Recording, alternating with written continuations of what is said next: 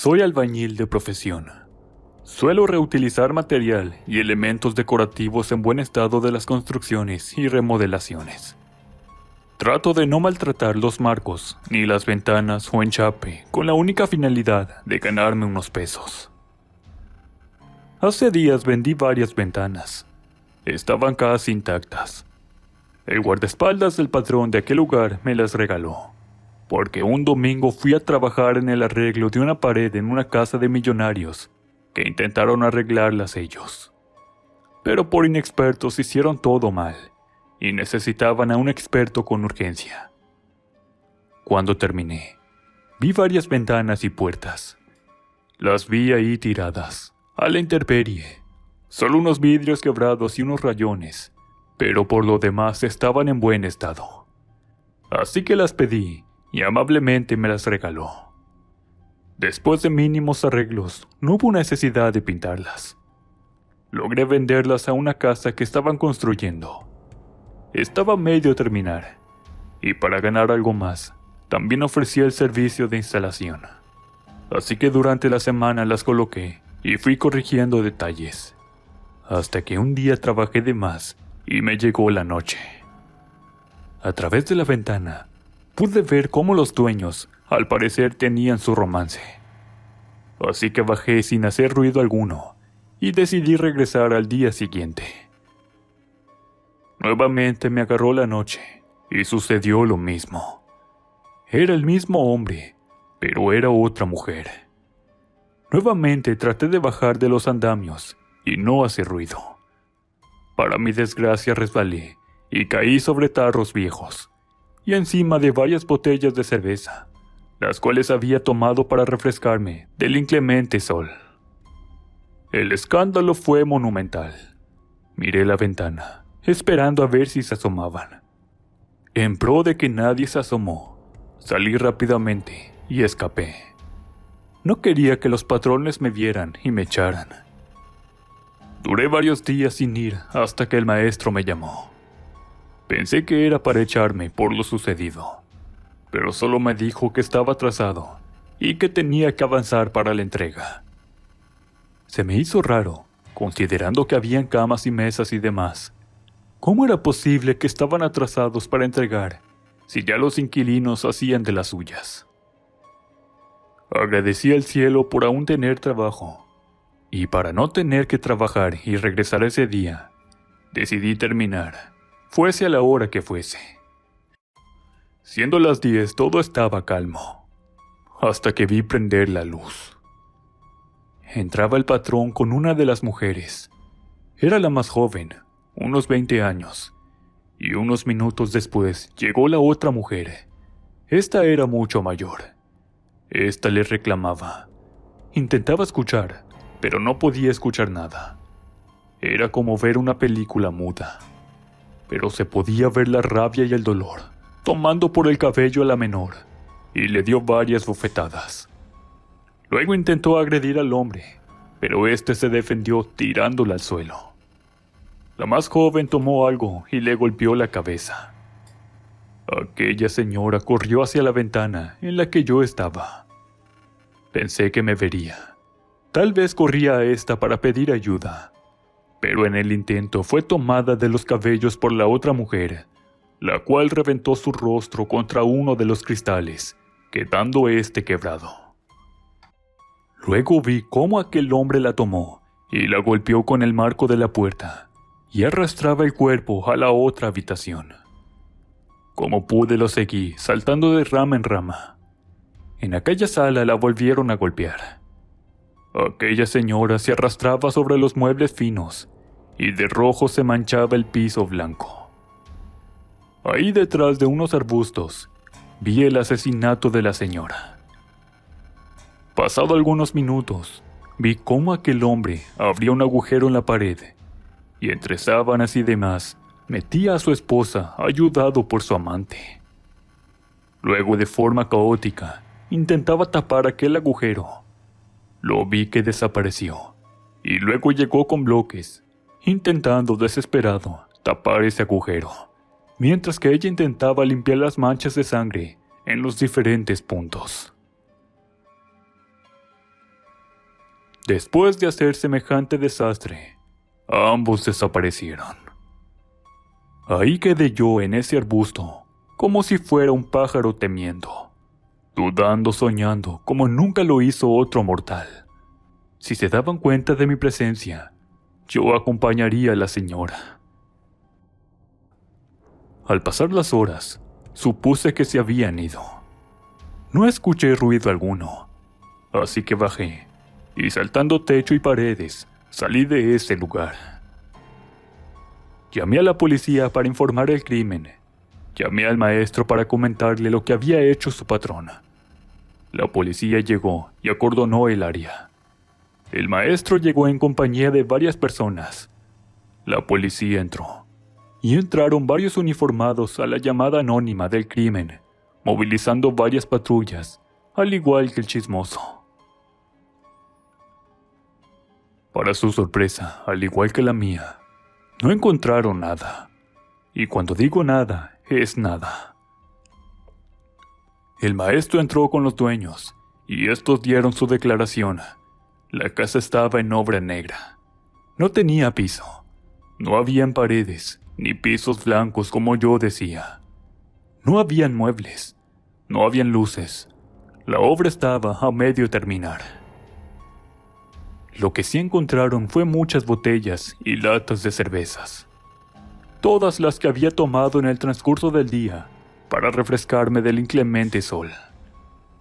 El maestro me miró con rabia, puesto que el dueño de la casa, que no era la persona que había visto, le regañaba. Después de que todos se fueron, me llamó. Simplemente me dijo que el patrón no quería borrachos en la construcción y que no quería verme más acá, que recogiera mis cosas y me largara de la obra. Él se fue, y yo quedé solo en aquella construcción. Era la 1 de la mañana. Empecé a recoger mis cosas. Miré por la ventana, y noté algo sumamente extraño. El interior no correspondía al exterior. Veía a través de esa ventana otro paisaje. Salí rápidamente, y todo era igual. Miré a través de la ventana, y era mirar otra casa. Se veían otros muebles, los pisos blancos, igual que las paredes, los adornos caros y los cuadros. Nuevamente entré. No entendía qué pasaba. Simplemente concluí que estaba loco y borracho, y que todo era producto de mi imaginación. Que tal vez la insolación o las largas jornadas, sumado al alto grado de alcohol, me hicieron una mala pasada. Yo no estaba borracho, pero para el resto del mundo sí. Así que recogí mis cosas y me dirigí a mi hogar. Pasada una semana, aún lo sucedido carcomía mi existir. Tenía en mi mente la cara de la señora, la cara del amante y el esposo. Aunque todo parecía ser un sueño, una alucinación producto de mi borrachera que nunca sentí, pues siempre estuve con mis 5 sentidos lúcidos. Entendí que la pesadilla era real. Veía el rostro de la señora en las ventanas, en los reflejos de los vidrios, por fracciones de segundos. Puse a prueba mi punto de vista, y durante esa semana tomé cerveza, ron, tequila, vodka y todo líquido con un alto grado de alcohol, y miraba las ventanas de los carros, casas, bares, almacenes y todo aquello que reflejara, tratando de replicar las visiones. Pero lo único que veía era el reflejo de un idiota alcoholizado, hasta más no poder. Gracias a esto pude concluir que lo que vi fue real. Las visiones solo se me presentaban cuando estaba lúcido y teniendo todas mis facultades mentales. Regresé a la construcción. No entendía por qué antes vi eso, y ahora no veía nada de lo que en un pasado fue visualizado. Revisé las paredes. Tenía la absurda idea de que en menos de una hora quitaron la pintura, el piso blanco, los muebles y demás. Intentaba buscar el hueco en la pared, donde estaba la señora momificada. Pero todo era en vano, como si en esa casa nunca hubiera pasado absolutamente nada. Desmoralizado por la situación y los resultados desalentadores, intenté olvidar lo acontecido. Hasta que un día vi en las noticias la historia de varios parientes de una señora millonaria que no sabía del paradero de ella. Aunque su esposo joven decía que ella estaba en Europa y que no quería saber de ellos, ellos tenían sospecha de que mentía. Mostraron el conjunto cerrado donde vivía, y vi que era la imagen que veía a través de la ventana. El paisaje que no correspondía a la realidad del paisaje circundante de aquel barrio. Era un barrio pobre, sin embargo yo vi grandes casas y mansiones a través de esos ventanales. Los parientes en la entrevista mostraron una foto del joven esposo. Era él, el mismo que vi a través del vidrio sucio. En la foto se podía ver la casa. Mi mente trajo el recuerdo del pasado. En esa casa fui a trabajar un domingo, tapando un hueco en la pared, y que las ventanas que se veían en la fachada eran las ventanas que me habían regalado. Las ventanas que vendí e instalé en aquel barrio, y en las que en la visión habían quedado rostros de sangre del rostro de la señora, el cual fue limpiado por la amante. Ahora no sabía qué hacer. Antes había reportado y quedé como un idiota, y perdí mi trabajo. Si llamaba, ¿cómo explicaba la situación? Podían fácilmente llevarme a un manicomio o demandarme por calumnia. De manera que marqué a la policía de una cabina telefónica e informé la situación. A la semana me llegó la policía para hacerme unas preguntas. En mi mente repliqué con un eco ensordecedor: maldita sea, me rastrearon. Pero no era lo que pensaba. Mi nombre y número habían quedado en la bitácora del vigilante. Las cámaras mostraban que yo había llegado a esa casa, y algunos vecinos comentaban que me vieron preparando mezcla un domingo en horas de la tarde. Comenté que hice arreglos en una vieja pared y que me regalaron unas ventanas y una puerta. Me preguntaron por las puertas y la ventana, y yo los llevé a la construcción donde las había instalado. Para fortuna de ellos, los dueños, debido al escándalo, habían detenido la construcción y ahora estaban de vacaciones. Revisaron la puerta y las ventanas con químicos y encontraron rastros de sangre en ellas. Las puertas fueron desmontadas y se las llevaron. Un día cualquiera, vi en periódicos y en televisión nacional el escándalo del año. Una anciana millonaria había sido asesinada por su joven esposo y por su amante para quedarse con la fortuna. El entramado era complejo, pues las pruebas de que viajaron a Europa eran sólidas.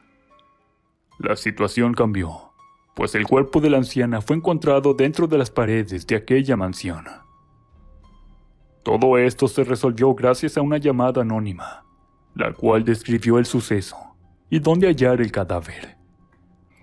De momento están vinculados el guardaespaldas, la amante y el esposo por asesinato y desaparición forzosa. Desde ese día dejé de reciclar o recibir cosas, pues desconozco la razón de su abandono, la energía que concretan, o si estos objetos aún están anclados a algún recuerdo del pasado, y que sus dueños en un determinado momento quieren dar un mensaje con la finalidad de ser parte del presente.